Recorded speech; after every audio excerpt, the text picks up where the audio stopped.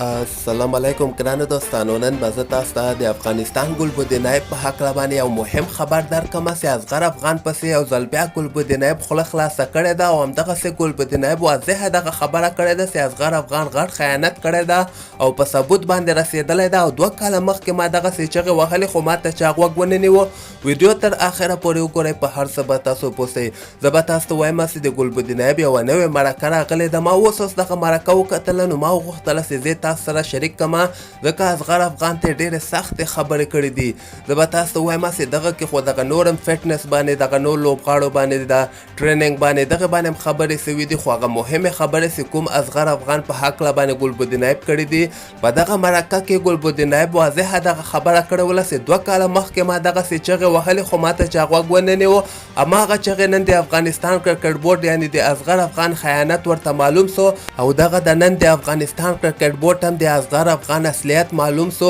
او دغه په یعنې ثبوت باندې ورسو. یعنې اصغر افغان دغلته نړیوال جام کپ کې د ګلبدین نایب مطلب دغه د مرکې دغه د نړیوال جام کپ کې اصغر افغان له ضد نه لوبه نه کوله، یعنې خیانت یې کړی او نه یې غوښتل چې دغه موږ میچونه وګټو، لوبې وګټو، لکه څنګه چې اوس زیمبابوې خلاف یعنې وګورئ هلته هم هغه ټیسټ لوبه چې کومه ترسره سوله هغلته یې هم نه غوښتل چې موږ دغه لوبه وګټو، دغه پیچ هم ګرین جوړ کړی و چې دغه ځوانان ورکې ناکامه سي او همدغسې هغه وخت کې ګلبدین نایب دغه خبره کړې وله چې یعنې دی نه غواړي چې ځوانان د افغانستان ملي ټیم ته راسي. دی وایي چې ما یو ګروپ په ټیم کې جوړ سوی. نو د ګلبدین نایب د دغه مرکې مین مقصد دغه ده چې یعنې وګورئ تاسو د افغانستان کرکټ بورډ ته دغه د زیمبابوې سره چې کله اصغر خیانت وکړه، یعنې ضد نه یې دغه لوبې وبللې، دغلته افغانستان کرکټ بورډ ته معلوم سو او دوی په ثبوت باندې ورته معلوم سو. داسې نه تنها یعنې ما خو هغه وخت کې خبره کوله، ما ته چا غوږ ونه نیوه. اوس دا وګورئ افغانستان کرکټ بورډ ته خپله معلوم سو او ده باندې دغه کیس هم روان ده او امکان لري چې 2-3 کاله بندیز اصغر افغان باندې ولګیږي،